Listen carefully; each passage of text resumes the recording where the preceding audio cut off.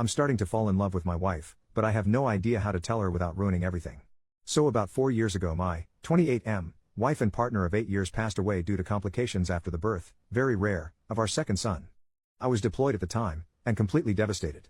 After flying home I felt that nothing would make me happy again. My sons are great, now 6 and 4 years old, but overwhelming, so I asked a sister of one of my Marine buddies, Cassandra, 24F, to help out. She had been friends with my wife, but not great friends, and she agreed in exchange for a place to stay. At the time, Cass was only 20 years old and in quite a bit of debt in fault of her extremely abusive ex-boyfriend, who she had finally left about 3 months earlier. During the first few weeks of her helping out with the boys, she asked to borrow money to see a doctor due to her shaking hands. She had no insurance. I happily obliged. She was an angel, doing all of the cooking and cleaning and keeping my young family together. It turned out that she had developed some sort of neurological disorder, probably brought on by repeated abuse. At the time it seemed simple. I had good insurance, she needed health care, I never thought I'd be able to move on from my wife, and she was afraid of intimacy. I agreed that I would marry her, but keep our platonic relationship. She promised not to burden me with her debt, and we had a prenuptial agreement and all. I know that this is fraud of the government, hence the throwaway, but we were both so damaged and needed somebody, even if not intimately. The past 3 years have been about as good as expected, if not better. Cass is great, better than great. She keeps the house spotless, had food ready every night when I get home, and has been working overnights as a baker and almost has her debt paid off. Her condition has improved greatly also, due to the great medical care she was able to receive. With the boys, she is a saint. She tells them about their mother, shows them pictures, takes them places for fun, and even taught them how to read. Of course the 6-year-old just finished kindergarten, but my 4-year-old is going to be the smartest kid in his class next year. Sometimes the 4-year-old calls her mommy, but she shushes him and reminds him that her name is Cass and that mommy is the angel whose picture is above the fireplace. Once her debt is fully paid off, the kids are in school, and she saves up a bit of money, she is going to go into a nursing program. Our relationship is still platonic, but very caring. I've cried on her shoulders more times than I can count, and she's done the same. One night I was very stressed out, and yelled at her about something pretty inconsequential. She had taken my sons to see Santa without me. She, of course, became quite frightened, but we worked it out and I even offered to pay for her to see a counselor. She didn't. That was 2 years ago, and we have had little fights ever since, but have been able to work through them. She seems to understand me whenever I'm hurt, upset, or angry, and is calming in a way that I can't explain. The problem is that I think I might be falling for her. I've been noticing little things, her scent, her smile, her laugh. The way she smiles with her eyes when she sees me, how much my boys love her. Not to mention that she's gorgeous, super hardworking, and one of the strongest people I've ever encountered. A few nights ago I almost kissed her after we had put the boys to bed, and her hugs goodbye have started lasting a little bit longer. The other day she was taking a nap in my bed, she was washing her sheets, and I wanted to join her. Not make love with her, just lay with her and hold and kiss her. I don't know what to do, or how to even bring this up. It's been 4 years since my wife died. I can only think of a quote from A Song of Fire and Ice books, in which a character says that when the sun has set, no candle can replace it. Meaning that since his true love has died, nobody could replace him. That's how I used to feel, but there have been days where my thoughts have been occupied with Cass, and I haven't even thought about my wife. I feel bad about it, and I still miss her, but I never thought that I'd be able to move on. I feel guilty and disloyal. At the same time, I want her. Not just intimately or physically, I want to be romantically intimate with her, not just as friends. I don't know how to bring it up. I don't want to scare her or make her uncomfortable, but this is becoming more difficult than I could have ever imagined. I was thinking about asking her to get dinner, just the two of us, and bringing it up. But what if she refuses? How can I gauge her interest? If it means anything, the other day she was having a hard time with the boys, they were restless and being out of hand, so I brought her home some of her favorite flowers. She was extremely giddy and gave me another lasting hug and a quick kiss on the lips. I was taken aback, but she pranced around, finishing dinner and putting the flowers in a vase. Literally, what does this mean? Edit, screw it. It's been an hour on here and you've convinced me to tell her. I've called her favorite fancy restaurant and made a reservation. Her brother agreed to babysit, and let her and or I stay at his place tonight if she isn't into it or feels uncomfortable. She paid off her debt this morning, apparently, just texted me a picture of the check, and next week is our 3-year anniversary, so that is the prelude. I'm going to tell her at dessert. I'm nervous as shite. First update, 10 hours later, everything went amazing. Just got home. Love Reddit. I will update tomorrow. Time to go make out with my wife. Second update, 20 hours later, last night was hectic as shit at first. Our younger son had eaten what he calls a giant fuzzy spider, and Cass wanted to take him to the hospital, even though he was fine. Her brother, we'll call him Joe, told her that he'd take care of it, and basically forced her out of the house to celebrate getting out of debt. She really didn't seem like she wanted to go. At all. I became so freaking nervous. So we got to the restaurant pretty early, but luckily they had a table. She ordered wine, which was odd, because she hasn't drank much since she broke up with her ex, but I figured it was a time to celebrate. We made small talk for a while, but it seemed forced, and I knew that I had to tell her soon. So, before the entrees even came, I said that I had something to talk to her about. She didn't smile and told me that she knew. Joe told her. And my goddamn heart almost stopped. I instantly told her that I was so sorry. I didn't want her to find out that way. I wanted to tell her myself. She shook her head, kind of frowned, and said that it was okay. She just wanted me to be happy and that I deserved it. I told her that I didn't want to stress her out or make her uncomfortable, but I just needed to tell her, and see how she felt, and that it was completely up to her. She gave me a look and said that it actually was up to me, and just to do what made me happy. She said that she was probably going to move out after her program ended, and promised to stay out of the way until then. It was then that I realized something was a bit off, and asked what the heck Joe had told her. She said that he told her I wanted to take her out to dinner to tell her that I had started developing feelings for a girl, and wanted to ask Cass if it would be okay if I asked this girl out. It was then I realized that Joe had set me up for the most climactic pickup line ever to exist. Our entrees came. I had shrimp and pesto gnocchi, and she had crab legs for you detail lovers, and I explained that, yes, I had started developing feelings for a girl, I just didn't want it to mess up what we had.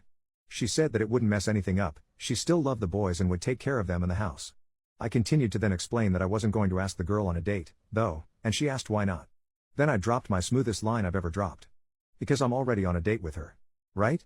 Thanks Joe, because he must know about your planned movie and really wanted that line. She gave me this look that she gives my sons when they tell her things like I'm going to the mall by myself or I have a girlfriend named Sarah. Then she looked away, smiled and shook her head and asked really? I nodded and told her that I cared about her more than anybody else alive, other than my sons, that I loved our family, and that I had fallen in love with her. She then took a drink of wine, rolled her eyes, and said it's about freaking time, Alex. And I'll never forget what happened next. Maybe it was a faux pas, but I leaned across the table and kissed her. Spilling her wine.